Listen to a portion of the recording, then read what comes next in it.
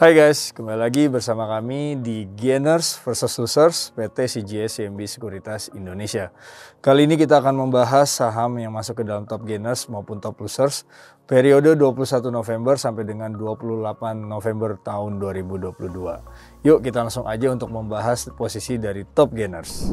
Kita mulai di top gainers pada tanggal 21 sampai dengan 28 November 2022 ada saham MPPA yang dimana mengalami kenaikan sebesar 9,30% ke level 188. Nah, katalis dari MPPA sendiri yaitu di mana MPPA menggandeng PT Samudera Logistik Service atau SLS yang dimana ini adalah anak perusahaan dari PT Samudera Indonesia Tbk atau kode sahamnya adalah SMDR.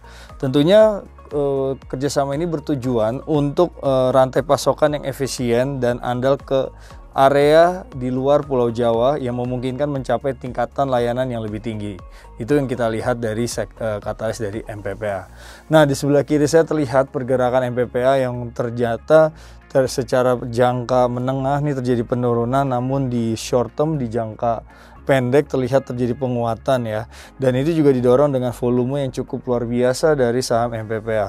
Jadi kalau kita perhatikan memang untuk MPPA sendiri memang kalau terlihat ya ini adanya RSI juga yang cukup luar biasa juga, dan juga ternyata RSI-nya ini tidak terlalu overbought ya, walaupun kita lihat dari segi volumenya juga cenderung lebih naik.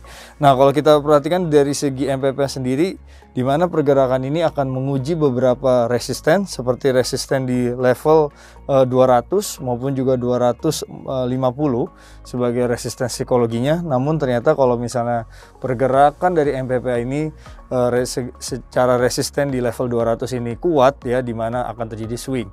Nah, swingnya ini kalau kita perhatikan untuk supportnya berada di level 178 sebagai support pertama, lalu support kedua ada di 160. Demikian untuk saham yang masuk ke dalam top gainers.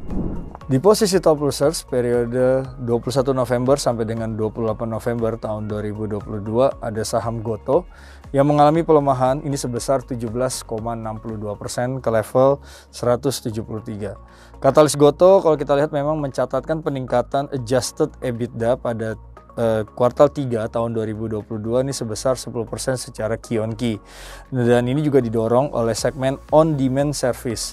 Tapi peningkatan tersebut memang kurang mengagumkan dibandingkan dengan Shopee dan Grab.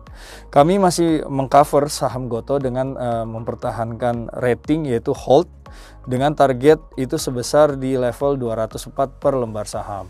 Nah, di sebelah kiri saya terlihat pergerakan Gotoh di mana kecenderungannya memang teritorinya downtrend dan terlihat beberapa level ya. Kalau kita lihat di sini level ini masih terjadi pelemahan ke depannya, di mana ada beberapa level support yang bisa diperhatikan. Yang pertama adalah level support di 170 dan juga di kalau 170 jebol atau turun tertembus level support tersebut, kemungkinan potensi melanjutkan pelemahan masih terbuka dengan level support selanjutnya di 150 sebagai ruang psikologis dari level tersebut.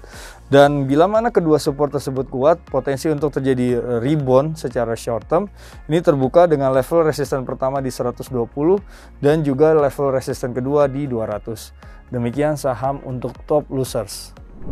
Sekian gainers versus losers periode 21 November sampai dengan 28 November tahun 2022. Sampai jumpa pada gainers versus losers selanjutnya. Yang muda, yang berinvestasi.